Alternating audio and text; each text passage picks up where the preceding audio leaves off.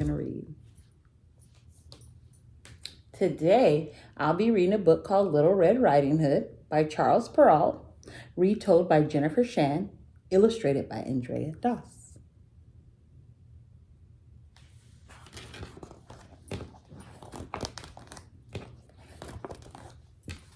Once upon a time, there was a young girl who lived in a village near the woods with her mother and father.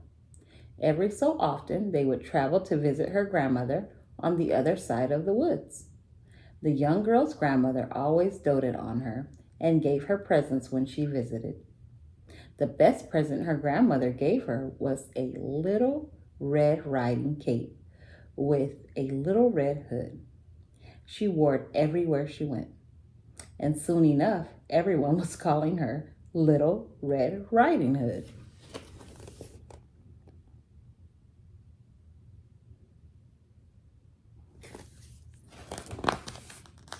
One day, Little Red Riding Hood's mother called her and said, "Your grandmother's not feeling well. Why don't you go for a visit and take her some treats to brighten her day?" "I would love to," replied Little Red Riding Hood. So Little Red Riding Hood set out on the path to her grandmother's house.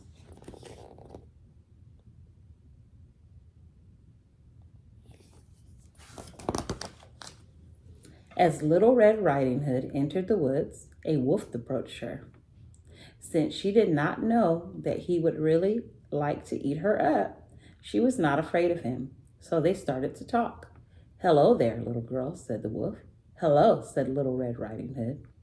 "Where are you going all by yourself?" asked the wolf. "Oh, I'm headed to my grandmother's house. I'm going to take her some treats." "That is so very kind of you," said the wolf. "Pray tell me, where does your grandmother live?" "She lives in the first cottage along the path, just beyond the river," Little Red Riding Hood told the wolf.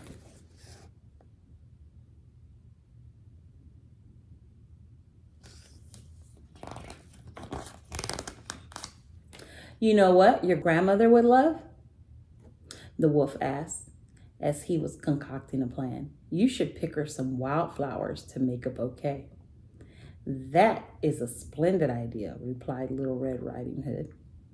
And so she began wandering through the woods, looking for the prettiest flowers she could find. That was exactly what the wolf wanted. Now he could get a head start and arrive at grandmother's house first.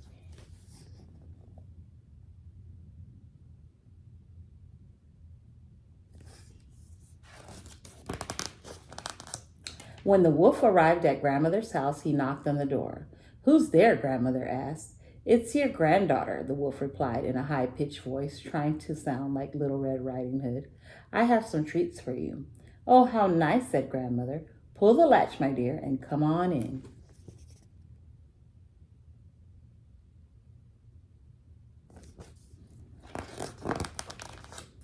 The wolf burst into the room and tried to grab grandmother, but she was surprisingly quick on her feet and managed to get away. She immediately ran off to get help. "Oh, well," thought the wolf, "I can still wait for the little girl." He looked around for one of grandmother's nightgowns as he concocted another plan.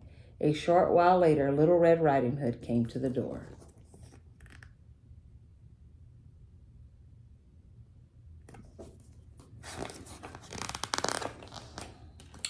When he heard the knock, the wolf once again disguised his voice, this time to sound like grandmother. "Who is it?" "It's me, Little Red Riding Hood," she replied. "Pull the latch and come in." "Dear child," the wolf said. Little Red Riding Hood noticed that it didn't sound like her grandmother, but she thought perhaps her cold had changed her voice. So she went inside. She approached her grandmother's bed and noticed she did not look like herself either.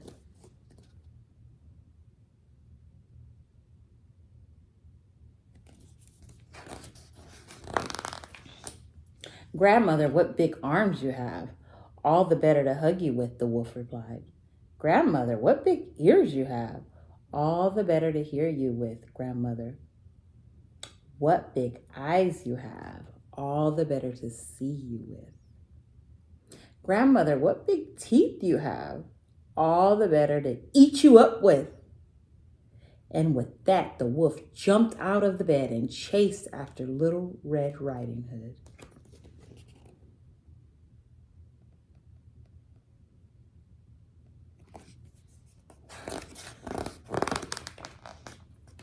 Fortunately, just then Grandmother returned with some help from a woodcutter who was working nearby in the forest. The three of them chased the wolf out of the house, into the woods, and all the way to the river. The wolf was running so fast that he fell right into the river, and the water carried him far, far away, and they never saw him again.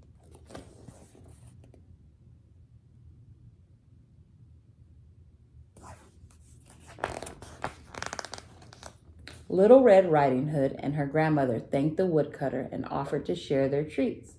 As they ate cake to celebrate, Little Red Riding Hood promised them that she would never talk to a wolf ever again.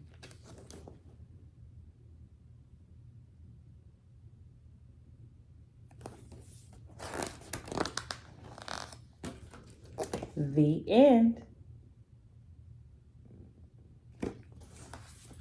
Again, the book was called Little Red Riding Hood by Charles Perrault, retold by Jennifer Shand, illustrated by Andrea Doss. I hope you guys enjoyed this book. The message of the day is don't talk to strangers. We'll see you next time. Bye-bye.